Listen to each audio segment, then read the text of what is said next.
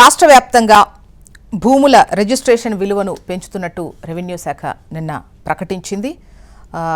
హైదరాబాద్తో పాటు రాష్ట్రంలోని వివిధ ప్రాంతాల్లో భూములు, ప్లాట్లు, అపార్ట్మెంట్ల విలువను పెంచుతూ నిర్ణయం తీసుకున్నారు. కొన్ని చోట్ల 50 to 75% పంపు కనిపించింది, కొన్ని చోట్ల 25 to 50%, కొన్ని చోట్ల అంటే ముఖ్యంగా ఆ ప్రాంతాల్లో మార్కెట్ విలువ ఎట్లా ఉంది, ప్రభుత్వ లెక్క ఏ విధంగా ఉంది అన్న దాంతోనే ఈ విలువ పెంచడం అనేది జరిగింది. సో ముఖ్యంగా ఈ పెంపుకు సంబంధించి అయితే ప్రతిపక్షాలు ఇది సామాన్యుల నెత్తిలో ప్రభుత్వం వేస్తున్నటువంటి బాంబుగా అభివర్ణిస్తున్నటువంటి క్రమంలో ముఖ్యంగా ఈ పెంపు అనేది ఎంత మేర ఇబ్బంది కలుగుతుందనేది ఒకటి, మరోవైపు పెంపు ప్రస్తుత పరిస్థితుల్లో అనివార్యమా కాదా అనేది మాట్లాడదాం. గెస్టులు కూడా సిద్ధంగా ఉన్నారు వివిధ పార్టీలకు సంబంధించి. ముందుగా బీజేపీ సీనియర్ నాయకులు శంకరొల్ల రవికుమార్ గారు, నమస్తే అండి, welcome to the debate Ravikumar గారు. అండ్ డాక్టర్ దత్తాత్రేయ గారు, వీరు బీఆర్ఎస్ సీనియర్ నాయకులు, నమస్తే అండి దత్తాత్రేయ గారు, welcome to the debate. And Indira Shobhan గారు, వీరు కాంగ్రెస్ సీనియర్ నాయకురాలు, నమస్తే అండి ఇందిరా శోభన్ గారు, వెల్కమ్ టు ద డిబేట్. ముందుగా రవి గారు, మీ ఒపీనియన్ ఏంటి? రేపటి నుంచే ఇది అమలు కాబోతోంది, కొత్త విలువ, మార్కెట్ ఆల్మోస్ట్ మార్కెట్ విలువ కాస్త దగ్గరగా చేసినా కూడా రిజిస్ట్రేషన్ చేయించుకునేటువంటి క్రమంలో మార్కెట్ విలువతో పోలిస్తే కాస్త తక్కువనే ఉంది అని అంటున్నారు. అండ్ ఓవరాల్ మీ ఒపీనియన్ చెప్పండి ఫస్ట్. ఇప్పుడు ముందుగా అందరికీ నమస్కారం, ప్రేక్షకులకు నమస్కారం. అయితే జ్యోత్స్న గారు, మీకు తెలిసి దీంట్లో 2-3 కోణాలు చూడాల్సిన అవసరం ఉంటుంది. మొదటి కోణం ఏంటంటే, ఇప్పటికే రియల్ ఎస్టేట్ కుదేలై ఉంది రాష్ట్రంలో. ఇక్కడ కూడా రియల్ ఎస్టేట్ వ్యాపారం అనేది అసలు ముందుకు సాగట్లేదు. ఈ రియల్ ఎస్టేట్ రంగం పైన అనేక మంది ఉపాధితో ఆధారపడి ఉన్నారు. ఆ ఉపాధి ఇప్పటికే కోల్పోయి చాలా బాధల్లో ఉన్నారు రియల్ ఎస్టేట్ లో. అనేక కంపెనీలు, చాలా కంపెనీలు, అవి ఓపెన్ ప్లాట్స్ చేసే వాళ్ళు కావచ్చు, కన్స్ట్రక్షన్ చేసే వాళ్ళు కావచ్చు, వీళ్ళందరూ కూడా ఆల్మోస్ట్ ఇంకా ఏం లేదు, దుకాణాలు మూసుకునే పరిస్థితిలో ఉన్నారు. ఇటువంటి టైంలో ఈ యొక్క భూముల గవర్నమెంట్ వాల్యూ పెంచడం అనేది ఎంతవరకు కరెక్టో, ఎంతవరకు సబబో మరి గవర్నమెంట్ కే తెలియాలి. అది దాంతో ఈ పెంపు వల్ల ఉపాధి ఇంకేమైనా మెరుగయ్యే అవకాశం ఉన్నదా, ఇంకా కుదేలే అవకాశం ఉన్నదా కూడా వీళ్ళు ఆలోచించిన పరిస్థితిలో లేనట్టున్నారు. ఒక్కసారి మీరు ఆలోచించండి, మొన్న ఎప్పుడో టీజీఐఏసీ వాళ్ళకు వేలంపాట వేస్తే 200 కోట్ల రూపాయలు ఎకరం పోయిందని చెప్తున్నారు. మరి మార్కెట్ లో నిజంగానే అంత మొత్తంలో కొనుగోళ్లు అవుతున్నాయా, కొనుగోళ్లు అమ్మకాలు జరుగుతున్నాయా అంటే అసలు లేనేలేదు. అసలు ఇక్కడ కూడా అంత కొనుగోలు అమ్మకాలు జరగట్లేదు. మరి ఏ విధంగా పెంచడం వల్ల ఈ రియల్ ఎస్టేట్ రంగానికి ఎంతో కొంత ఊతమిద్దాం అనుకునే పద్ధతిలో ఏమైనా నిర్ణయాలు తీసుకుంటే బాగుండేది. కానీ ఈ నిర్ణయం వల్ల రియల్ ఎస్టేట్ ఇంకా కుదేలయ్యే అవకాశం ఉన్నది. రియల్ ఎస్టేట్ పైన ఆధారపడి బతుకుతున్న వాళ్ళు చాలా మంది కూడా ఇంకా కష్టాల్లోకి వెళ్లే అవకాశం ఉన్నది. కానీ ఎక్కడ కూడా దీంతో ఉపయోగం ఏం లేదు. ఇది మొదటి అంశం. రెండో అంశం ఏంటంటే, వ్యవసాయ భూముల ధరలు కూడా పెంచడం వల్ల ఎవరైనా రైతులు, ఇప్పటికే గ్రామాల్లో రైతులు భూములు వదులుకొని హైదరాబాద్లోకి లేకపోతే దగ్గరలో ఉన్న పట్టణాలకి వలస వెళ్లే పరిస్థితి ఉన్నది. వాళ్ళకు 1-2 ఎకరాలు సాగు చేసుకుంటే గిట్టుబాటు కాదు. మామూలుగా మీకు కనీసం ఒక 4-5 ఎకరాలు సాగు చేసుకుంటేనో, లేకపోతే పక్క వాళ్ళ పొలం ఏదైనా తీసుకొని కౌలుకి తీసుకొని ఒక 10 ఎకరాల సాగు చేసుకుంటేనే గిట్టుబాటు అవుతుంది. 1 ఎకరం 2 ఎకరాల్లో మీరు వరేసినా, పత్తి వేసినా, వేరుశనగ వేసినా, మక్కలు వేసినా. అంటే రవి గారు, ఇప్పుడు మార్కెట్ విలువతోని జనాలు తీసుకోవడానికి రెడీగానే ఉన్నారు. ఓన్లీ రిజిస్ట్రేషన్ విషయానికి వచ్చేసరికి మాత్రం ప్రభుత్వం లెక్క చూపించి, అంటే వీళ్ళ దగ్గర డబ్బు ఎక్కువ ఉంటేనే ఆ లెక్క చూపిస్తారు, లేకపోతే అది కూడా చూపించాల్సినటువంటి అలా చూపించరు. బ్యాంకుతో కానీ లేదంటే అప్పుతో ఈఎంఐ ప్రాసెస్తో వెళ్ళినప్పుడు డెఫినెట్గా ఎంత కొన్నారో అంత చూపించేటువంటి పరిస్థితి ఉంటుంది. ఎందుకంటే 80% అక్కడ లోన్ తెచ్చుకోవాల్సిన సిచ్యువేషన్ ఉంటుంది. సో అప్పుతో కొనుక్కునే వాళ్ళు, తక్కువలో కొనుక్కునే వాళ్ళు ఇలా కొనుక్కుంటున్నారు. ఎప్పుడైతే పెద్ద మొత్తంలో నా దగ్గర ఫుల్ ఆఫ్ అమౌంట్ కట్టేటువంటి పరిస్థితుల్లో ఉన్నాను, ఓ 40 లక్షలు పెట్టి కొనుక్కున్నాను అనుకోండి, ప్రభుత్వ లెక్క 10 లక్షలు ఉంటే నేను మొత్తం బ్లాక్లోనే ఇచ్చేసి ఓ 10 లక్షలకు మాత్రమే లెక్క చూపించి రిజిస్ట్రేషన్ ఆ విధంగా చేసుకుంటున్నా. మరి ఇది మనం యాక్సెప్ట్ చేద్దామా? ఈ వ్యత్యాసాన్ని తగ్గించకూడదా?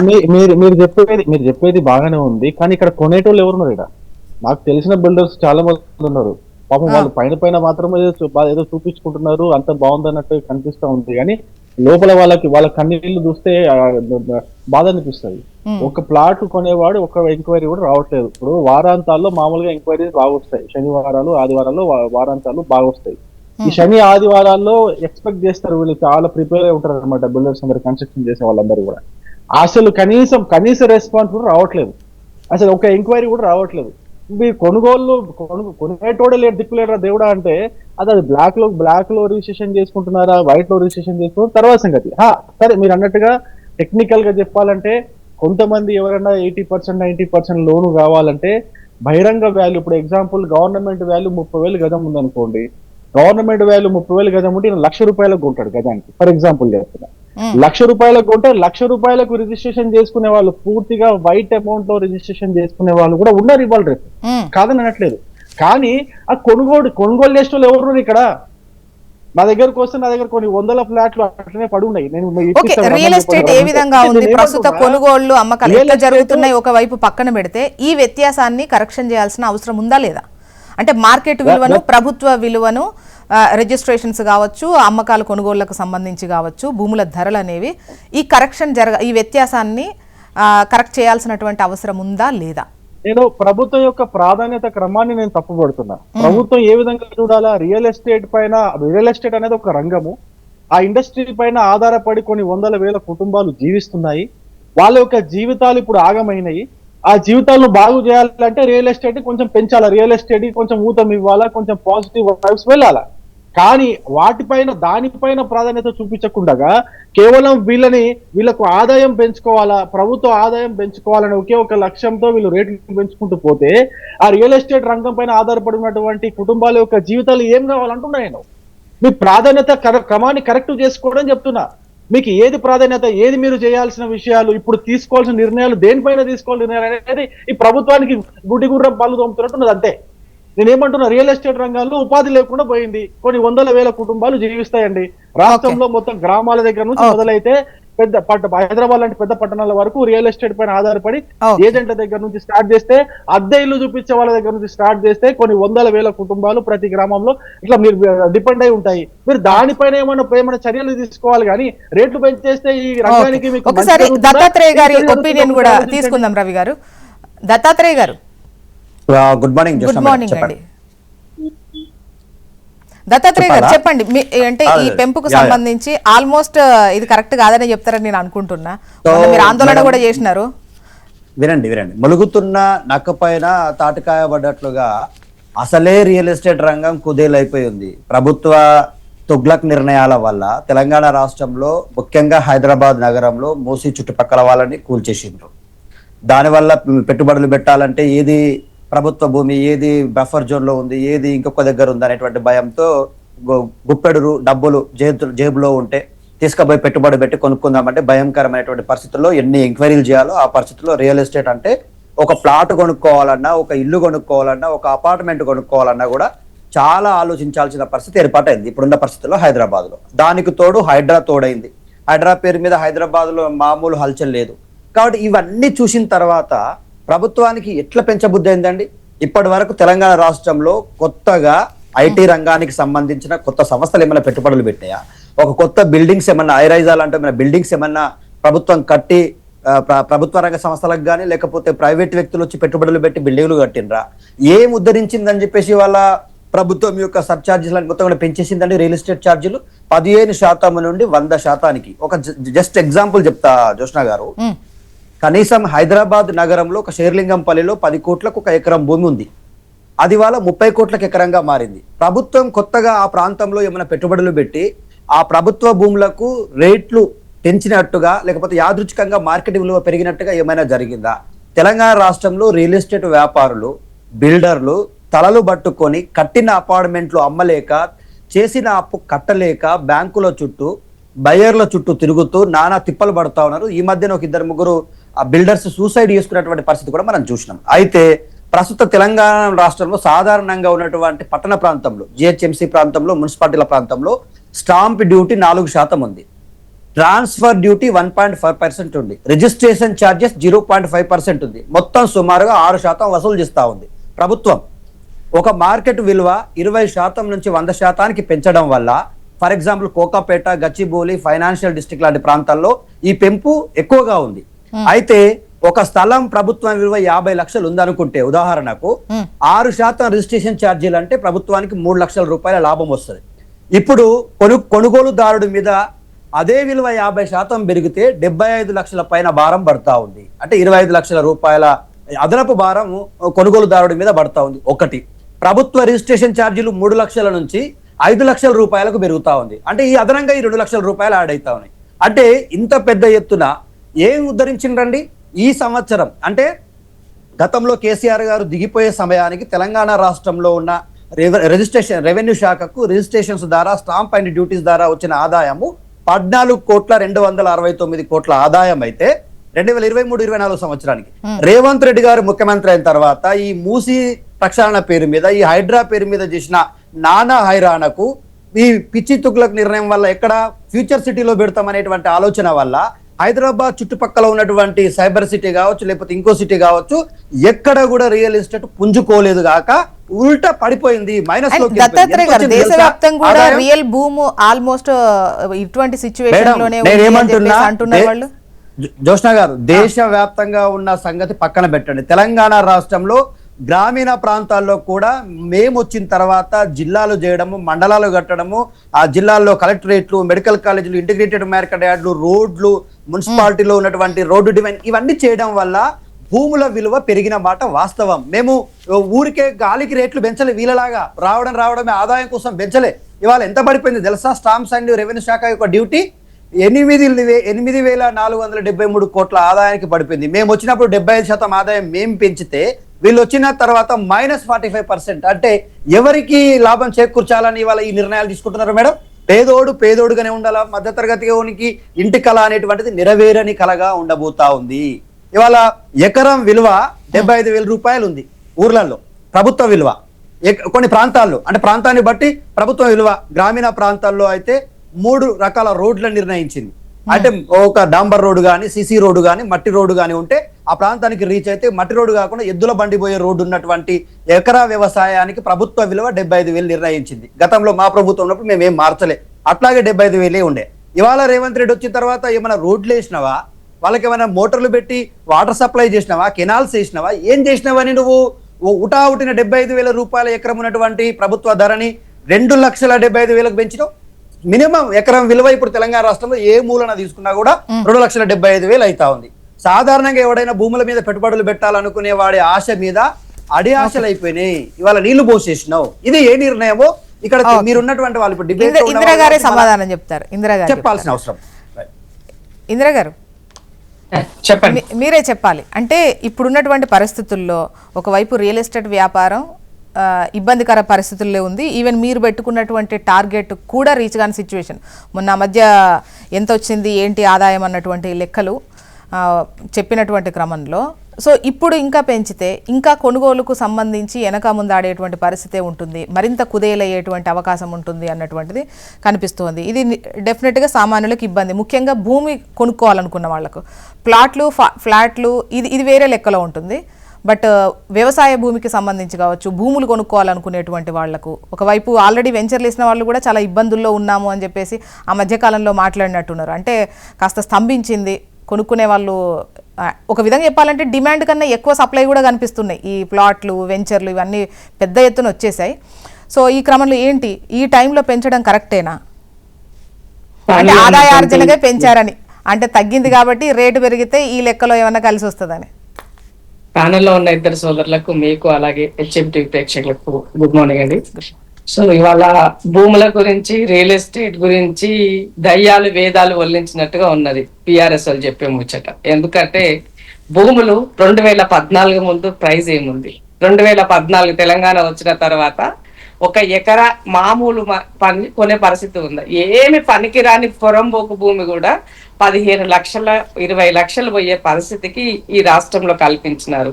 అది గొప్పగా ప్రైడ్ గా చెప్పుకున్నారు కేసీఆర్ గారు గతంలో. భూముల రేట్లు పెంచినా నేను, వాల్యూ పెరిగింది, ఇది తెలంగాణ వచ్చిన పెద్ద బృహత్కరమైన మార్పు, ఇది తెలంగాణ ప్రైడ్ అని చెప్పినారు. మరి ఆ ప్రైజ్ ఇవాళ పరిస్థితి ఏందన్నది వాళ్ళు ఆలోచించుకోవాలి. దీనికి కారణం ఎవరిని ఆలోచించుకోవాలి. మాలాంటి వాళ్ళం 100 సార్లు మొత్తుకున్నాము. కనీసము కామన్ మ్యాన్ ఒక గజం కొనుక్కునే పరిస్థితి లేదు. సొంత గూడు కావాలనే కలగానే ఉండే పరిస్థితి ఉన్నది. నిజంగా వ్యవసాయం చేయాలనుకున్న వాడికి భూమి అందుబాటులో లేదు. కోట్ల రూపాయలు పెట్టి, ఎకరా ₹1 కోటి పెట్టి భూమి కొని ఏం వ్యవసాయం చేస్తాడు, ఏం పండిస్తాడు? ఇవన్నీ మనం గతంలో మాట్లాడినాం. ఇవాళ కొత్తగా మా తమ్ముడు ఏదో చెప్తున్నాడు నాకు దానికి సంబంధించినటువంటి కొన్ని. ఏమంటే జనరల్ గా రిజిస్ట్రేషన్ వాల్యూస్ అనే దానికి మార్కెట్ వాల్యూకి గవర్నమెంట్ వాల్యూకి లాట్ ఆఫ్ డిఫరెన్స్ ఉంది. అంటే బహిరంగ మార్కెట్ లో వాళ్ళు కొనుగోలు చేసేదేమో కోట్ల రూపాయలలో కొనుగోలు చేస్తున్నారు ఎకరాన్ని. బట్ రిజిస్ట్రేషన్ కి వచ్చినప్పుడు దానికి ఆ యొక్క ఈక్వల్ రేషియోలో కదా, మినిమం 50% 30% రేషియోలో కూడా వాటి ప్రైజెస్ లేదన్నది చాలా సందర్భంలో మాట్లాడుకున్నాం.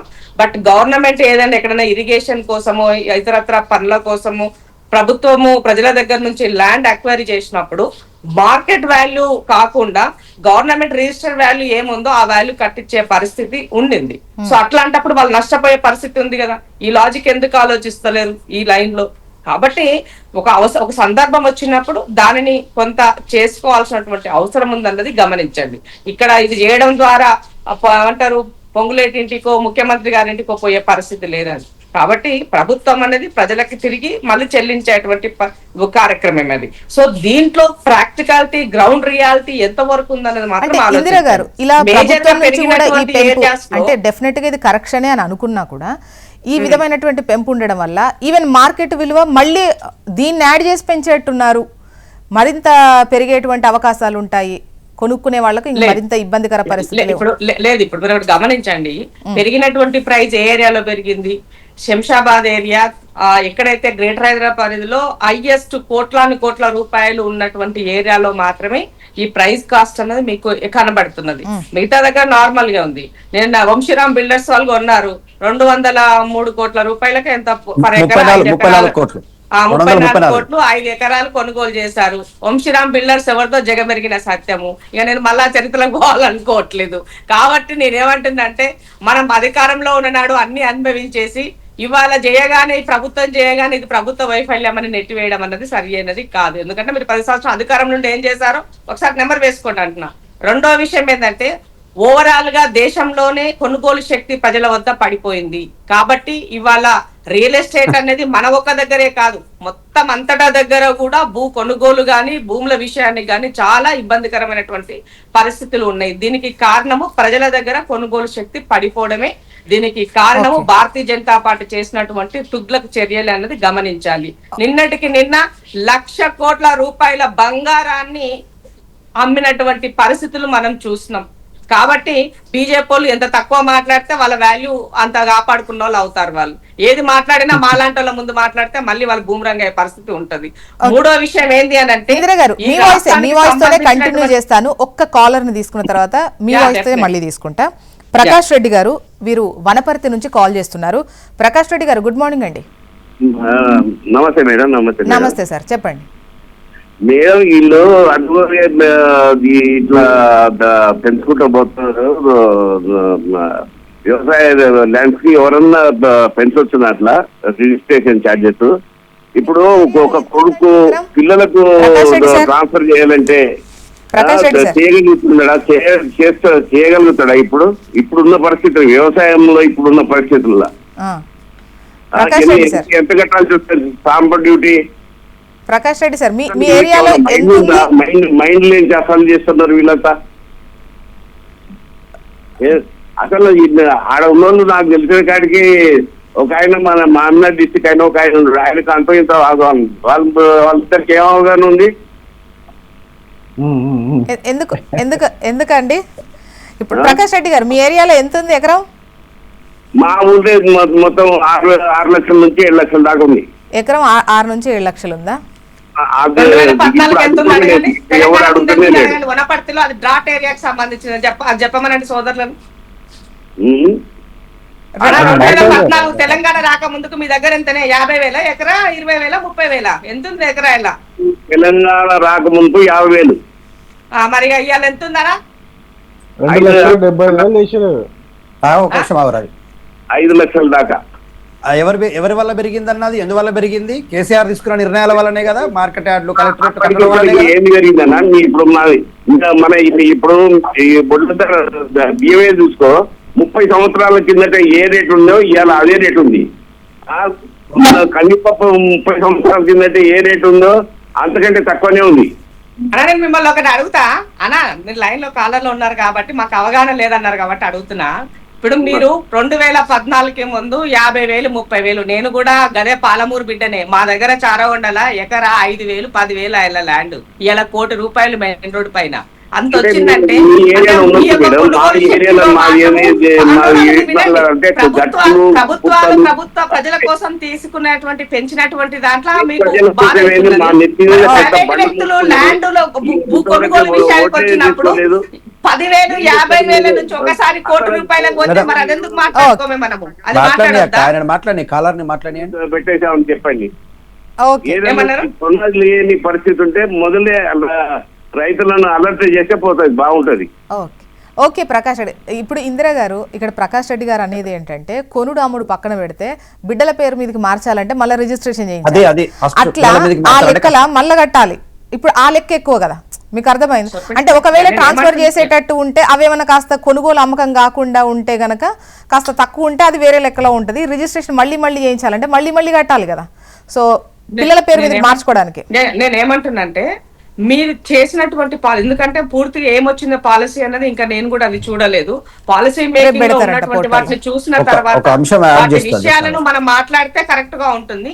ఇఫ్ ప్రభుత్వము ఎప్పుడు కూడా ప్రజలకి భారం అయ్యేటువంటి నిర్ణయం తీసుకోదు నాకు తెలిసినంత వరకు. ఎందుకంటే ఇప్పుడు ఉన్నటువంటి దాని శాఖ మంత్రి కూడా భూముల పట్ల రియల్ ఎస్టేట్ పట్ల అవగాహన ఉన్నటువంటి వ్యక్తి, ముఖ్యమంత్రి గారు కూడా అవగాహన ఉన్న వ్యక్తి. సో ఇది భారం పెరిగినప్పుడు ప్రజలకి ఈ సందర్భంలో ఎంతవరకు భారం అవుతుంది అన్నది ఒక అంచనాతోనే పని చేస్తుంటారు. కాబట్టి అంత వేగ్గా డబల్ ఛార్జీలు చేసిన రిజిస్ట్రేషన్ మళ్ళీ రిజిస్ట్రేషన్ చేసుకోవాలి అలాంటి ప్రక్రియ ఉండకపోవచ్చు అని నేను అనుకుంటున్నాను. కాబట్టి ఏదేమైనప్పటికీ కూడా అలాంటివి ఏమైనా పొరపాట్లైనా జరిగితే గనక డెఫినెట్ గా ప్రతిపక్షంగా ప్రభుత్వం దృష్టికి తీసుకొచ్చినప్పుడు డెఫినెట్ గా వాటిని సవరించుకోవడానికి కూడా ప్రభుత్వం సిద్ధంగా ఉంటుంది. రవి గారు, ఎకరం మినిమం 2,75,000 అనుకోండి. రాష్ట్రంలో ఎక్కడైనా కూడా అసలు 3 లక్షలకు ఒక ఎకరం ఇస్తున్నారా? ప్రభుత్వ లెక్క 2,75,000 అంటే మినిమం గా నుండి మాక్సిమం గా ₹1,00,00,000 వేసుకుందాము. అంటే ఊళ్ళల్లో లెక్క కూడా అలాగే ఉంది. 30 లక్షలు, 40 లక్షలు, 60 లక్షలు కూడా ఉన్నాయి. ప్రభుత్వ లెక్క 2.75 అంటే 2,75,000. పోనీ 3 లక్షలు వేసేద్దాం. 3 లక్షలు అసలు ఎక్కడన్నా ఒక ఎకరం కొనుక్కుందామంటే 3 లక్షలకు ఎక్కడైనా ఒక ఎకరం దొరుకుతుందా? నేనేమంటున్నా మేడం, ప్రభుత్వం యొక్క ప్రాధాన్యత క్రమం గురించి మాట్లాడుతున్నా. అసలు అంత వాల్యూ ఉందా లేదా నేను మాట్లాడట్లేదు. నాకు ఒక 20 ఎకరాల పొలం ఉన్నది. నా పొలం పక్కన బండిబాట ఉన్నది. బండిబాట నక్షబాట అంటారు దాన్ని. నక్షబాటకు వాల్యూ 75,000. నక్షబాట అంటే బండిబాట అంటే ఎద్దుల బండిబాట, మట్టి రోడ్ ఉంటుంది. ఆ మట్టి రోడ్కి 75,000. కొంచెం పీడబ్ల్యూ రోడ్ ఉంటే కొంచెం రేట్ ఎక్కువ ఉన్నది. హైవే ఉంటే కొంచెం స్టేట్ హైవే కానీ నేషనల్ హైవే కానీ ఉంటే కొంచెం ఎక్కువ ఉన్నది. కానీ అంతంత వాల్యూస్ పెట్టి ఊర్లలో వచ్చి కొనేటోడు హైదరాబాద్ లో సంపాదించినోడే వచ్చి కొంటాడు. అంతేగాని గ్రామాల్లో ఉన్నవాడు కొనే పరిస్థితి ఇప్పటికే లేదు. ఎందుకంటే ఇప్పుడు కేసీఆర్ నుంచి లేదు. కేసీఆర్ నుంచి గ్రామాల్లో వ్యవసాయం చేసుకునే వాళ్ళు పక్క వాళ్ళ భూమి అమ్మకానికి వస్తే కొనే పరిస్థితి లేదు. ఇక పక్కన ఎక్కడైనా పోయి కొందామని కూడా వ్యవసాయం చేసి సంపాదించే వ్యక్తి భూములు కొనే పరిస్థితి తెలంగాణ రాష్ట్రంలో తెలంగాణ వచ్చిన తర్వాత లేదు. గరీబోడు భూమి కానీ జాగా కానీ ఇల్లు కట్టుకునే పరిస్థితి కానీ సొంతంగా లేదు. ఎవరైనా మూతబారి హైదరాబాద్ నుంచి పెట్టుబడులు పట్టుకుని వచ్చి ఉంటేనే కొంటారు, అంతేగాని వేరే ఉద్దేశం లేదు. అయితే 2014లో ఉద్యమ సమయంలో ఏం చేశారు? ప్రతి గరీబోనికి హైదరాబాద్ లో ఇల్లు కట్టుకోవచ్చు, ప్రతి గరీబోడు ఊర్లలో భూములు కొనుక్కొని సొంతంగా వ్యవసాయం చేసుకోవచ్చు. ఇవన్నీ చెప్పినటువంటి పార్టీలు ఈ రాష్ట్రంలో 2014 తర్వాత ఏం చేసినా ఇష్టం వచ్చినట్టు రియల్ ఎస్టేట్ పెంచేసి గరీబోనికి అందరి ద్రాక్షగా చేశారు. పేద వ్యవసాయ రైతుకి, పేదరికంలో ఉన్నటువంటి ఒక రైతు వ్యవసాయం చేసుకొని బతుకుదామన్నా కూడా ఆ యొక్క వ్యవసాయ భూమిని కొనే పరిస్థితి లేనటువంటి తీసుకొచ్చారు తెలంగాణ రాష్ట్రంలో ఈ బీఆర్ఎస్ పార్టీ వాళ్ళు. దాని తర్వాత మూలుగుతున్న నక్క పైన అదేదో కాయబడ్డట్టు కాంగ్రెస్ వాళ్ళు వచ్చి కాంగ్రెస్ వాళ్ళు కూడా అదే పరిస్థితి చేసారు. చాలా శ్రీనివాస్ గారితో మాట్లాడదాం. వరంగల్ నుంచి కాల్ చేస్తున్నారు వీరు. మాట్లాడిన తర్వాత మళ్ళీ తీసుకుంటాను. శ్రీనివాస్ గారు, గుడ్ మార్నింగ్ అండి. నమస్తే అక్క. నమస్తే అండి, చెప్పండి సార్. ఇక్కడ ఉన్న పెద్దలకు కూడా నమస్కారం, మీ ఇంద్రాశోభనకు కూడా నమస్కారం. నమస్తే అక్క. నేను 4 ఏళ్ల క్రితం భూమి కొన్నాక ఎక్కడ కొన్నాక చింతలపల్లి స్టేషన్ దగ్గర మనకు టెక్స్టైల్ పార్క్ ఇచ్చిండు. ఇంకా దగ్గరలో కొన్నాక 21 లక్షలు పెట్టి కొన్నాయి. 2 ఎకరాలు కొనుక్కున్నా, బాగానే ఉన్నది. ఇప్పుడు 15 లక్షలు 16 లక్షలు అన్నా కానీ ఎవ్వరు దిక్కులుగా రావట్లేదు. ఫ్లాట్ కూడా ఎట్లా అయిపోయిందంటే అదుపులాగా అయిపోయింది. ఎందుకు అంటే పశ్చిమాసియాలో వచ్చిన పరిస్థితుల వల్ల చాలా వరకు ఇప్పటికే దెబ్బతిన్నాం ఆర్థిక పరంగా. దీనివల్ల రియల్ ఎస్టేట్ మొత్తం యాడికాడికి పోయి కుంగిపోయింది, 50% అబో కుంగిపోయింది. మా అక్క వచ్చి కొంటే మాత్రం 10 లక్షలకి ఇప్పుడే ఇస్తాం మా ఇంద్రక్కకి. 2 ఎకరాల లెక్క కాబట్టి నేను సరైన అన్ని పంపిస్తా. 20 ఎకరాలు అక్క టీఆర్ఎస్ వచ్చింది కాదు, టెక్స్టైల్ పార్క్ ఇచ్చిండు, బాగా పెరిగినాయి అనుకున్నాం. ఇలా కొన్ని పరిస్థితుల వల్ల తగ్గింది, ఎక్కువ రేటు ఉన్నాయి. ఇప్పుడు చుట్టూ భూములు పెళ్లి చేద్దామనగానే బిడ్డకు అమ్ముదామంటే ఎవరు కొనేదో దిక్కులేదు. ఈ టైంలో ట్యాక్స్ పెంచదక్క. ఎప్పుడు మన ఆర్థిక పరిస్థితి మంచిగా ఉంటే, కాకపోతే ఆ బ్రాండ్ షాపులలో పెంచారు. అదంటే వాళ్ళు అరే ఎంత పెంచినా తాగుతారు బాగా, దాన్ని పెంచండి. ఇప్పుడు ఒక సామెత ఉంది అక్క, అల్లుడు పంచుకుంటే అట బండ మీద వరి పడించడు. అంటే నాయకుడు ఏం చేయాలంటే ఫ్రీగా ఈ మంచి పాలన చేయాలి. ఈ టైంలో రైతులని ఇబ్బంది పెట్టుడు ఎంతవరకు సభకు చెప్పక్క. మా ఇందాక దండం పెడుతున్నా.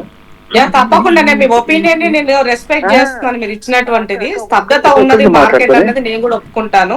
బట్ రియల్ ఎస్టేట్ ఎందుకు సస్కారం ఉండడానికి చాలా కారణాలు ఉన్నాయి దాంట్లో. ఇప్పుడు ఇవాళ వచ్చిన ప్రభుత్వం 2.5 సంవత్సరాలు భూములకి సంబంధించినటువంటి దాంట్లో ఇప్పుడు ఈ రోజు పెరిగిందని మనం దీనికన్నా ముందు 2.5 years ఎందుకు మరి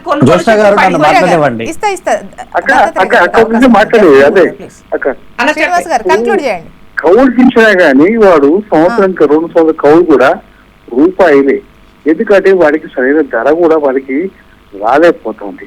సరే మీకున్న ఇబ్బందులు కాదంటలేదు, కానీ దాన్ని అధిగమించే విధంగా పాలన ఉండాలి. కానీ ఇక ఎక్కడ పోయినా అదైపోయింది ఇదైపోయింది మీ ప్రత్యేక సపరేట్ అనుకోండి. కానీ భూముల మీద మాత్రం ఈ ఛార్జీలు పెంచడం మాత్రం చాలా అన్యాయం, గమనించగలరని చెప్పి మా ఇంద్రాకి మరీ కోరుకుంటున్నాం. తప్పకుండా శ్రీరణ మీరు ఒక నిమిషం ఆలోచన చూస్తానికి శ్రీరణ చెప్పినటువంటి నా యొక్క ప్రాబ్లం ని ఆయన వ్యక్తపరిచారు. భూమి కొనుగోలు శక్తి పడిపోయిందని మాట్లాడుతున్నారు. పడిపోయిన దానికి కారణం ఏంది ఎవరు విశ్లేషించట్లేదు. దానికి సంబంధించి రేవంత్ రెడ్డి గారు వచ్చినాకనే పడిపోయిందా, ఎందుకు పడిపోయింది అన్నది ఆలోచించండి మీరు. భూములు ఆల్రెడీ 2022-23 ఫర్ ఎగ్జాంపుల్ ఇప్పుడు బీజేపీల గురించి మీ కేంద్రంలో ఉన్నటువంటి పెద్దల గురించి ఒక నిమిషం చెప్పాలి ఇప్పుడు మీకు ఈ సందర్భంలో. ఎందుకంటే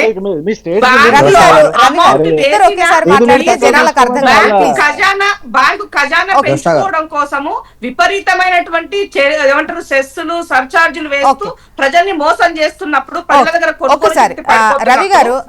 దానికి సంబంధించిన దానికి సమాధానం లేదు. రియల్ ఎస్టేట్ కు సంబంధించి పలు సందర్భాల్లో బీజేపీ నేతలు కూడా దేశవ్యాప్తంగా ఈ సిచ్యువేషన్ ఉన్నది. ఈవెన్ చాలా సందర్భాల్లో ఏమన్నా కొనడానికి వెళ్ళినప్పుడు కూడా వాళ్ళు కూడా ఇదే చెప్తున్నారు. ఈవెన్ వెంచర్స్ వేసిన వాళ్ళు కావచ్చు, లేదంటే ప్లాట్స్ అపార్ట్మెంట్స్ ఇవి ఉన్నాయి కదా, ఈ వెళ్ళినప్పుడు ముఖ్యంగా ఐటీ వాళ్ళు పెద్ద ఎత్తున బయట నుండి డబ్బులు పెట్టి కొనేవాళ్ళు. హైదరాబాద్ లో పర్టికులర్ గా చెప్తే ఇప్పుడు వాళ్ళకు ఇబ్బందికర పరిస్థితి ఉన్నది. ఈవెన్ ఇక్కడే కాదు దేశం, ఈవెన్ బీజేపీ నేతలు పలు సందర్భాల్లో దేశం మొత్తం కూడా ఇదే పరిస్థితి ఉన్నదని బీజేపీ నేతలు కూడా మాట్లాడారు. అవును, పెట్రోల్ తక్కువ దత్తాత్రేయ గారు మంచి చాలా టైం ఉంది, ఇస్తాను డెఫినెట్ గా చాలా టైం ఇస్తాను. ఏమండి ఇప్పుడు రియల్ ఎస్టేట్ ఇండస్ట్రీ భారత్ లో స్థిరంగా నడుస్తా ఉన్నది, ఎక్కడ డౌన్ కాలేదు. మొత్తం ఇండియా మొత్తం పరిస్థితి ఇది మీరు ఫిక్కీ కానీ లేకపోతే టీసీఎస్ కానీ ఇట్లాంటి సంస్థలు ఇచ్చినటువంటి రిపోర్ట్ ఇది కావాలంటే చెక్ చేసుకోమని చెప్పండి, గూగుల్ కూడా వచ్చేస్తారు ఒకటి. కానీ తెలంగాణలో వాస్తవ పరిస్థితి కంటే కూడా ఏదో డొల్ల పరిస్థితి ఉన్నది. ఎందుకు చెప్తాను, దీనికి కారణము 2 పార్టీలు, బీఆర్ఎస్ పార్టీ కూడా కారణమే, ఇప్పుడు ఉన్నటువంటి కాంగ్రెస్ పార్టీ కూడా కారణమే అంటున్నా. బీఆర్ఎస్ హయాంలో విపరీతమైన హైపు, బాగా హైపు. ఎందుకు హైప్ వచ్చిందంటే గుట్టలకు వెంచర్లకు వాటికి కూడా రైతు బంధు ఇవ్వడంతో హైదరాబాద్ నుంచి పోటీ ప్రతి ఒక్కరే కనీసము ఈ రైతు బంధన వస్తుంది కదా, ఉంటే ఎట్లునే వస్తున్నాడు కదా రైతు బంధు అని చెప్పేసి అప్పుడు విపరీతంగా హైప్ వచ్చింది. ఆ విపరీతంగా హైప్ రావడంతో ఇప్పుడు ఇంద్రక్క చెప్పినట్టు 10 లక్షలు 15 లక్షల ఎకరం అప్పుడు బాగా పోయింది. కానీ ఇప్పుడున్న పరిస్థితి, అప్పుడు 10 లక్షలు పెట్టి కొన్నటువంటి ఎకరం భూమి ఇప్పుడు 5 లక్షలు కూడా అడిగే దిక్కు లేడు. అప్పుడు 15 లక్షలు పెట్టి కొన్నటువంటి భూమి ఇప్పుడు 10 లక్షలు కూడా అడిగే దిక్కు లేడు. అప్పుడు ₹1 కోటి పెట్టి కొన్నటువంటి భూమి ఇప్పుడు 50 లక్షలు కూడా అడిగే దిక్కు లేదు. ఇటువంటి సమయంలో మీరు రేట్లు పెంచడం ఎంతవరకు కరెక్ట్ అని చెప్పేసి నేను కూడా అడుగుతున్న ప్రశ్న ఒకటి. రెండో ప్రశ్న ఏంటంటే హైదరాబాద్ లో ఎంతమంది అయితే బిల్డర్స్ ఉన్నారో ఆ బిల్డర్స్ అందరూ కూడా ఇప్పటికే దత్తాత్రేయ గారు కూడా చెప్పినట్టు కూడా వాళ్ళు ఆత్మహత్య చేసుకునే పరిస్థితి వస్తున్నది. ఎందుకు చెప్తున్నానంటే హైదరాబాద్ లో సరే హైడ్రా కారణం కావచ్చు, ఇది కావచ్చు, ఇది కావచ్చు. ఇంకొక విషయం ఏంటంటే హైదరాబాద్ లో డిమాండ్ అనేది తక్కువ ఉన్నది, సప్లై చాలా ఎక్కువ ఉన్నది. డిమాండ్ అండ్ సప్లై తో పోల్చుకుంటే సప్లై చాలా హ్యూజ్ సప్లై ఉన్నది, డిమాండ్ మాత్రం అంతగా లేదు. కానీ మనకు ఇప్పుడు ఇటువంటి సమయంలో బిల్డర్లు ఏం పని చేస్తారంటే కడతనే ఉన్నారు, ఫ్లోర్లు వేస్తూనే ఉన్నారు, కానీ కొనేటప్పుడు దిక్కుదాం లేదు. ఇటువంటి సమయంలో రేట్లు పెంచడం ఎంతవరకు కరెక్ట్ అనేది కూడా ప్రభుత్వం ఒకసారి ఆలోచించుకొని నిర్ణయం తీసుకోవాల్సింది. ఇంకొక చిన్న ఉదాహరణ చెప్తానండి. చిన్న చిన్న మున్సిపాలిటీస్ ఉంటాయి లేదా పెద్ద డెఫినెట్ రవి గారితో మాత్రం ఈ వర్డ్ ఏకీభవించవచ్చు. కొంతమంది బిల్డర్స్ తో మాట్లాడినప్పుడు ఫుల్ ఆఫ్ సప్లై అయితే ఇప్పుడు రేట్లు అవన్నీ పెరగడం వల్ల చాలా మంది ఈ ఫ్లాట్లు కొనడం వల్ల అంటే కొనేటోళ్ళు లేరు, సప్లై ఎక్కువ అయిపోయింది, కట్టేవాళ్ళు ఎక్కువైపోయారు, కొనేవాళ్ళు తగ్గిపోయారు అన్నటువంటిది అయితే ఉంది. అంటే ఇద్దరు ముగ్గురుతో మాట్లాడినప్పుడు ఎక్కడ పడి ఉన్నాయి, చాలా వరకు తగ్గించుకొని ఇస్తున్నారు, ఎందుకంటే వాళ్ళు వడ్డీలు కట్టాలి కదా బ్యాంకులకు. అవును, గ్రామాల్లో చిన్న మున్సిపాలిటీలో కూడా చూడండి, దత్తాత్రేయ గారు రవి గారు కన్క్లూడింగ్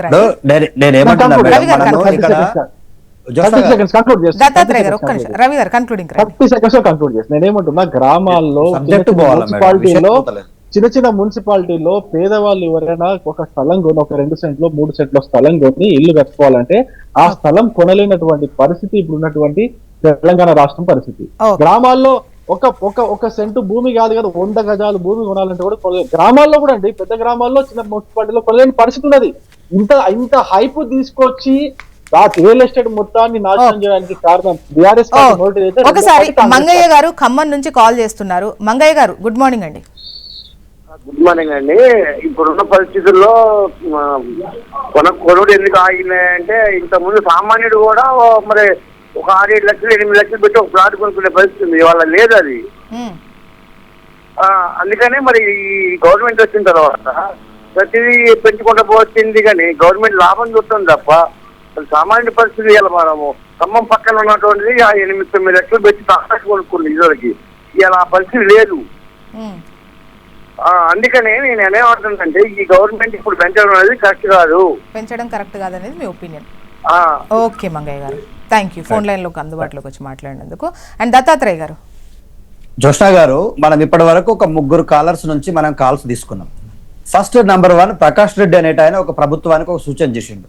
సొంత కుటుంబంలో పిల్లగాడి పెళ్లి చేయడానికో లేకపోతే పిల్లకు కట్నంగా ఇవ్వడానికో నేను నా దగ్గర డబ్బులు లేవు కాబట్టి నేను ఆ భూమి ఆస్తి రూపంలో భూమి ఇవ్వాలనుకుంటే ఆ భూమికి సంబంధించిన రిజిస్ట్రేషన్ ఛార్జెస్ కూడా బయట వాళ్ళకు పెట్టినట్టుగానే పెడితే మా పరిస్థితి ఏంది? మేము కేవలం భూమి ట్రాన్స్ఫర్ చేస్తున్నాం, ఇక్కడ కొనుగోలు డబ్బులు ట్రాన్సాక్షన్ అయితే లేదు. కాబట్టి నా సొంత పిల్లలకు నేను భూమి ఇవ్వాలన్నా కూడా ఇవాళ ప్రభుత్వానికి 2 లక్షల పైచులకు రిజిస్ట్రేషన్ ఛార్జీలు కట్టాలంటే ఇది మోయలేని భారం కదా. దీని విషయంలో ప్రభుత్వం ఆలోచించాలా. అట్లా సొంత కుటుంబంలో ఉన్నటువంటి వ్యక్తులకు రిజిస్ట్రేషన్ జరిగితే కొంత ఎగ్జెంప్షన్ ఇవ్వాలా, పాత పద్ధతిలోనే తీసుకోవాలనేటువంటి ప్రపోజల్ ఒకటి. రెండోది, శ్రీనివాస్ గారు మాట్లాడినప్పుడు ఇంద్రక్కకే రిక్వెస్ట్ చేస్తా ఉన్నాడు, అక్క నా దగ్గర గతంలో కేసీఆర్ గారు ప్రభుత్వం ఉన్నప్పుడు 15 లక్షలకు ఎకరం పోయింది, ఇప్పుడు నేను 10 లక్షలకి వేస్తే తీసుకో అక్క అంటా ఉన్నాడు. అంటే ఈ 2.5 సంవత్సరాల్లో ఎందుకు పడిపోయిందో మనం ఆలోచించాల్సిన అవసరం ఉంది. ఇప్పుడు మంగయ్య గారు చెప్పింది అయితే స్పష్టంగా ఏమన్నాడు, ప్రభుత్వం ఈ నిర్ణయం తీసుకోవడం తప్పు, దీన్ని విరమించుకోవాలనేటువంటి వాదనకు వచ్చిండు. మేడం నేను ఏమంటున్నానంటే, దేశంలో ఉన్నటువంటి నరేంద్ర మోడీ గారేమో మీరు తినే వస్తువుల్లో నూనె తక్కువ వాడండి, బంగారం కొనుగోలు చేయకండి, వాహనాలు తక్కువ ఉపయోగించండి, ఎలక్ట్రిక్ వాహనాలు ఉపయోగించండి, పెళ్లిళ్ళు పెరంటాలకు కార్లలో పోకుని బస్సులలో పోండ్రి, ఈ ఉచిత సలహాలు ఇవ్వడానికి ప్రధాని నరేంద్ర మోడీ గారు ఆ రూపాయి విలువని గతంలో ఆయన ప్రధానమంత్రి కావడానికి ముందు 66 పైసలు ఉన్నటువంటి రూపాయి విలువ ఇలా 93 పైసలకు పోయి రూపాయి విలువ విలువలాడుతా ఉంది. దేశాన్ని వాళ్ళు దివాలా దీపించారు. రాష్ట్రంలో వీళ్ళ అధికారులకు వచ్చిన తర్వాత ఏ రంగం బాగుపడ్డదో ఒక రంగం గురించి చెప్పండి మేడం. మీరు రెవెన్యూ శాఖకు సంబంధించిన భూముల మీద ఆధారపడడం, ఎక్సైజ్ శాఖకు సంబంధించిన ఆదాయం మీద ఆధారపడి ప్రభుత్వాలు నడపడమే కాదు, ఒక నాయకుడికి దూరదృష్టి ఉంటే ఐటీ రంగ సంస్థలు ఒక్కటైనా ఐటీ రంగంలో మన యొక్క సేవల విలువ పడిపోయింది మేడం. అది కదా బాధాకరమైన విషయం. పెట్టుబడి పెట్టడానికి వచ్చిన సంస్థలన్నీ గుజరాత్కు పారిపోతున్నాయి కదా, లేకపోతే తమిళనాడుకు పారిపోతున్నాయి కదా. ఏంది ఈ పరిస్థితి వాళ్ళ తెలంగాణలో ఎందుకు జరుగుతుంది? కూల్చివేతల వల్ల, తప్పుడు నిర్ణయాల వల్ల. ప్రభుత్వము నిర్ణయాలు తీసుకునేటప్పుడు ఇవాళ బిల్డర్లే కాదు మేడం, చిన్నగా వెంచర్లు వేసినటువంటి వాళ్ళు నీలాంటి వాళ్ళతో నాలాంటి వాళ్ళతో ఫండ్ రేజ్ చేసి ఓ 10 కోట్లు మన అందరం కలిసి పెట్టి ఓ 2 ఎకరాలు తీసుకొని దాన్ని వెంచర్గా మార్చి దాని మీద డబ్బులు సంపాదించుకుందామనే ఆలోచన ఉన్న వాళ్ళు పెట్టిన వాళ్ళు అక్కల దగ్గరికి వెళ్ళి బావల దగ్గరికి వెళ్ళి మామల దగ్గరికి వెళ్ళి డబ్బులు తెచ్చుకుంటే రూపాయికి 2 రూపాయలు 2 రూపాయలకు 4 రూపాయలు మితిని కట్టలేక ఇవాళ వాళ్ళ పరిస్థితి ఎంత ఘోరంగా ఉందంటే ముఖం చూపలేక ఇవాళ భయంకరమైనటువంటి పరిస్థితి ఏర్పడింది. ఎవరు చేసిరు దీనికి? ఎవరి కారణము? మీరు కూడా మేడం, రాష్ట్ర ప్రభుత్వం రేవంత్ రెడ్డి గారు కారణము. ఇంకా ఉల్టా చోరు కొత్త వాళ్ళకు డాండి అన్నట్టుగా. ఇప్పుడు దత్తాత్రేయ గారు మీ టైంలో కూడా అంటే స్థాయికి మించి ధరలు పెరగడం కూడా సామాన్యులకు అందరంత పరిస్థితుల్లోకి నుంచి ప్రొటెస్ట్ వచ్చిందో చెప్పండి మేడం. ఏ సాధారణ పౌరుడు కూడా బాధపడలేదు. ఎందుకంటే నా సొంత ఊరు మేడం, నాది ఆదిలాబాద్ జిల్లా మారుమూల అటవీ ప్రాంతమైన నా ఊర్లో నేను 250 గజాల స్థలం కొనడానికి గతంలో అది 50,000 కూడా పలకనటువంటిది 2 లక్షలు పెట్టి కొనుక్కున్నా, సొంత ఊర్లో ఒక ఇల్లు ఉండాలని. ఎందుకు? కేసీఆర్ గారు వచ్చిన తర్వాత వాటర్ ట్యాంకు, సబ్ స్టేషన్, మాకు రోడ్డు, మా ఊరుకు 2 రోడ్లు ఉంటే 4 రోడ్లు అయినాయి. 4 రోడ్లు 4 ఊర్ల నుంచి కనెక్టివిటీ అయింది. మొత్తం మన ప్రకృతి గ్రామీణ ఆర్థిక వ్యవస్థ పెరిగింది మేడం. పేదవాడి దగ్గర డబ్బు చేతిలో కనిపించింది. ఒక నిమిషం ఉండు. పేదవాడి దగ్గర డబ్బు ఎట్లా చెలాయించిందంటే యాదవుల దగ్గర గొర్రెల రూపంలో డబ్బు వచ్చింది, మన ముదిరాజుల దగ్గర చేపల రూపంలో డబ్బులు వచ్చినాయి, కొనుగోలు సామర్థ్యం పెరిగింది, ఉపాధి అవకాశాలు కూడా మేము పెంచినాము. ఇవాళ కన్స్ట్రక్షన్ ఫీల్డ్ లో ఉపాధి ఉందా మేడం? మీరు చెప్పండి. అడ్డ మీద కూలీలు నిలబడి రాత్రికి ఇంటికి ఉత్త చేతులతో పోతున్నారు కదా. ఒకసారి మధుసూదన్ రెడ్డి గారు కరీంనగర్ కూడా పెరిగింది మేడం, స్టీల్ రేటు పెరిగింది, సిమెంట్ రేటు పెరిగింది, ఇటుక రేటు పెరిగింది. ఇవన్నీ ఎట్లా కొనుక్కుంటారు? మధుసూదన్ రెడ్డి గారు కరీంనగర్ నుంచి కాల్ చేస్తున్నారు. వీరు మధుసూదన్ రెడ్డి గారు, గుడ్ మార్నింగ్ అండి. సార్ నమస్తే. హలో, నమస్తే అండి. ఇప్పుడు వీళ్ళందరూ చర్చలో పాల్గొంటున్నారు కదండి. యాక్చువల్గా ఎవరు కూడా కరెక్ట్ అనేది చర్చించట్లేదు. యాక్చువల్ భూముల రేట్ వచ్చేసి 2004లో రాజశేఖర పీరియడ్ లో, అంటే ఆ టైంలో ఒక 3 times పెరిగాయండి. తర్వాత మళ్ళీ నెక్స్ట్ టిఆర్ఎస్ రాకముందు, అంటే టిఆర్ఎస్ వచ్చిన తర్వాత చాలా విపరీతంగా పెరిగినాయి. అప్పుడు గవర్నమెంట్ సబ్సిడీస్ కొంచెం తక్కువ ఉండే కనుక సామాన్య జనాలు వాళ్ళు పనులు చేసుకునే వాళ్ళు. టిఆర్ఎస్ రాకముందు వాళ్ళు పనులు చేసుకునే వాళ్ళ దగ్గర కొంత డబ్బులు అనేది మిగిలిపోయినాయి. కానీ ఇప్పుడు రైతులైనా ఎవరైనా వాళ్ళు ఏం చేస్తున్నారు? అన్ని కూలీలు బయట నుంచి తెచ్చేయడము, అన్ని వాళ్ళకు కూడా ఏం మిగిలట్లేదు. ఇప్పుడు అసలు సామాన్యమైనైనా 15 లక్షలు 20 లక్షలు 30 లక్షలు పెట్టి ఎకరం కానీ కొనగలుగుతారండి? కొనట్లేదు. అట్లా రైతులు నష్టపోతున్నారు. ఏంటంటే మధ్యలో పిల్లల పెళ్లిళ్ళు అది చేయాలంటే ల్యాండ్స్ ఇచ్చారు కనుక అదంతా అర్థమైపోయింది సమాజానికి. ఇప్పుడు ఓన్లీ ఈ గవర్నమెంట్ వచ్చింది, బీజేపీకి అసలు సంబంధమే లేదు కదా. అంటే రాష్ట్రంతో ఇప్పుడు ఆంధ్రాకి పోతే 3 లక్షలకు 2 లక్షల ఎకరం కూడా ప్రతి కనబడుతుంది. ఒకప్పుడు ఒక అపార్ట్మెంట్ తీసుకుంటే 2006 2007లో 25,000 30,000 అయింది రిజిస్టర్ ఛార్జెస్. అదే 14 తర్వాత వచ్చేసరికి ఎంత అయింది? 1,80,000 అయింది. అదే సేమ్ అపార్ట్మెంట్ రిజిస్ట్రేషన్. మీకు కావాలంటే డాక్యుమెంట్ చూపిస్తా. అదే అపార్ట్మెంట్ ఇప్పుడు 2.5 సంవత్సరాలు పెరిగిన తర్వాత మీరు ఒక్క వ్యక్తిని ఎందుకు అంటున్నారు? ఒక వ్యక్తి కాదు కదా సమస్య. రైతుల గురించి ఆలోచించండి, చిన్న వాళ్ళ గురించి ఆలోచించండి, ఎప్పుడు పెరిగింది ఆలోచించండి. మీరందరూ వ్యవసాయదారుల లెక్కన మాట్లాడుతున్నారు కానీ ఎవరైనా కూడా అసలు రైతు అనేవాడు భూమి కొనగలుగుతారండి ఇప్పుడు ఈ రేట్లలో? అవి ఇచ్చుకుంటూ కౌలు రైతు అసలు కౌలు 14 బస్తాలు ఇవ్వాలి ఎకరానికి. ప్లస్ మళ్ళీ అతనికి మిగిలాలి అంటే ఏడే మిగులుతాయండి? మళ్ళీ ఉన్న వాళ్ళు కొనుక్కొని మళ్ళీ సిటీలో ఉంటున్నారు. అసలు రైతు అనేవాడు చేయగలుగుతున్నాయండి? అక్కడ పనులు చేయడానికి ట్రాక్టర్స్, ఇప్పుడు ట్రాక్టర్ డీజిల్ ఖర్చులు ఇవన్నీ ఎన్ని పెరిగిపోయినాయి? అవన్నీ పట్టించుకుంటున్నారా? ఎంతసేపు సామాన్యుడు అని అందరు నిజాయితీగా మాట్లాడే. ఇప్పుడు ఒక సిటీలో ఒక చిన్న ఫ్యామిలీ ఎక్కడో పని చేసుకుంటారండి. వాడు పోయి ఎక్కడన్నా ఒక సిటీలో గుంట జాగా కొనుక్కోవాలి, ఇక్కడ ఊరవతలు కొనుక్కోవాలి అంటే ఓఆర్ఆర్కు 20 కిలోమీటర్ దూరంలో కొనుక్కుంటే డబ్బులు ఏమన్నా వస్తాయి కావచ్చు గుంట. అంటే వాడు అక్కడి నుంచి మళ్ళీ డైలీ సిటీకి రావడం ఎంత ఎక్స్పెన్స్ అవుతుంది? ఇది ఎవరైనా ఆలోచిస్తున్నారా? ఏదీ లేదు. ఏంటి అంటే ఫస్ట్ మీ టీవీ ఛానల్స్ వాళ్ళు పాజిటివ్ గా పబ్లిక్ గురించి ఆలోచించండి, అంతేగాని ఎంతసేపు మీరు కొట్లాడుకోవడము లేకపోతే మీరు డిసైడ్ చేసుకోవడము. ఇప్పుడు అందులో ఇందిరా మేడం 2-3 మాటలు మాట్లాడి అందరూ చూసాము. ఇది కాదు గవర్నమెంట్ కు బదనాం చేయడం కాదు, మధుసూదన్ రెడ్డి పబ్లిక్ ఏం చేస్తున్నారు. మూర్తిసారన్నప్పుడు 2 సార్లు డిస్కస్ చాలా పెడతారు, చూస్తాము. ఇప్పుడు మట్టి చూపెట్టారు కానీ ఒరిజినల్ గా గ్రౌండ్ లెవెల్ ఆలోచించాలి. అసలు సామాన్యుడు కూడా ఇప్పుడు రైతు కష్టపడి రైతు ఇంత పబ్లిక్ కాల్ తీసుకొని పబ్లిక్ గురించి మాట్లాడడానికి కాకపోతే ఈ డిబేట్లు మేము పెట్టుకునేది ఎందుకండి? లేకపోతే మిమ్మల్ని ఎలోనే చెయ్యం కదా. అందుకే మూర్తి మాది గారు మాట్లాడుకునేటట్టయితే చెప్తున్నాం. మిమ్మల్ని ఎలో చేయం కదా, మీ ఒపీనియన్ మీరు తీసుకుంటున్నాం. ఛాన్స్ ఇవ్వద్దు, అట్లాంటి మాట్లాడే వాళ్ళకు ఛాన్స్ ఇవ్వద్దండి. మీరు మీ దగ్గర రిపోర్ట్లు ఉంటాయి కదా, 2004 లో ఎంత ఉంది, 2014 తర్వాత ఎంత ఉంది, ప్రెసెంట్ ఎంత ఉంది, ఇవన్నీ ఆలోచించండి. ఎవ్రీ పర్సన్ మోహన్ రెడ్డి గారు చేసినటువంటి కామెంట్ కి ఇందిరా శోభన్ 2 పార్టీలు మారిందన్న దానికి ఇందిరా శోభన్ 2 పార్టీలు మారి అధికారం కోసం పోయిందా, డబ్బు కోసం పోయిందా, ప్రజాక్షేత్రంలో ప్రజల కోసం ఎందుకు కొరకు పోయిందనే అనవసరం ఇక్కడ.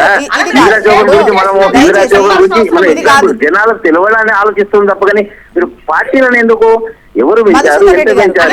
ఇప్పుడు మీకు అదే చెప్తానండి. ఒక డాక్యుమెంట్ 2005 లో అయితే ఎంత అయింది, 2014 లో అసలు భరించగలుగుతారు ఎవరైనా? ఇందిరా గారు ఇక్కడ ఏంటంటే హైదరాబాద్ లో ఉండో లేదా ప్లాట్స్, ఓ luxury plots, flats, these kind of ఈ కాకుండా వ్యవసాయం చేసుకునేటువంటి వాళ్ళ గురించి ఆలోచించినట్టయితే డెఫినెట్గా ఈవెన్ కౌలు తీసుకోవడానికి కూడా ఇబ్బందికర పరిస్థితులే ఉంటున్నాయి.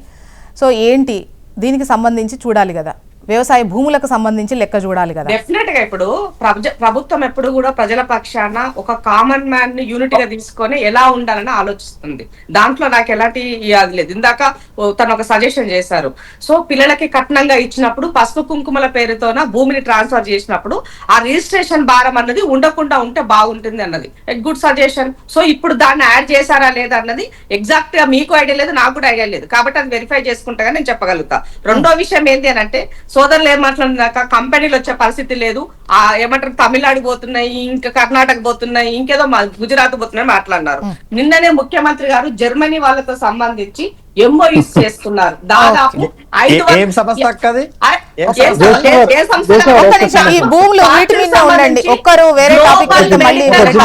హైదరాబాద్ ని ఏర్పాటు చేయడం కోసము ఇవాళ రేపు వచ్చేటువంటి డిసెంబర్ లో చూద్దామండి. ఇందిరా గారు ఇవాళ రిజిస్ట్రేషన్ల శాఖ పోర్టల్లో వివరాలన్నీ ఉంటాయి.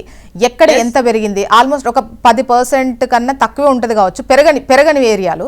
మిగతా అన్ని చోట్ల ఆల్మోస్ట్ అంటే 15 to 75 లెక్కలో చూసుకుంటే ఎక్కడో కొంత పెరిగినటువంటిదే ఉంది. అండ్ ఇవాళ రిజిస్ట్రేషన్ల శాఖ పోర్టల్ టైం అయిపోయింది రవి గారు, ప్లీజ్ పెడుతుంది. అదే తర్వాత మళ్ళీ మనం మాట్లాడేటువంటి అవకాశం ఉంటుంది.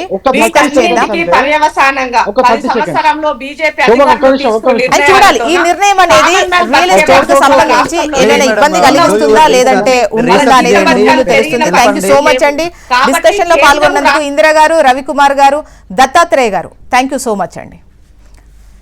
అండ్ ఇది అనాలిసిస్ చూస్తూనే ఉండండి. HM TV వార్త ఆగదు, నిజం దాగదు.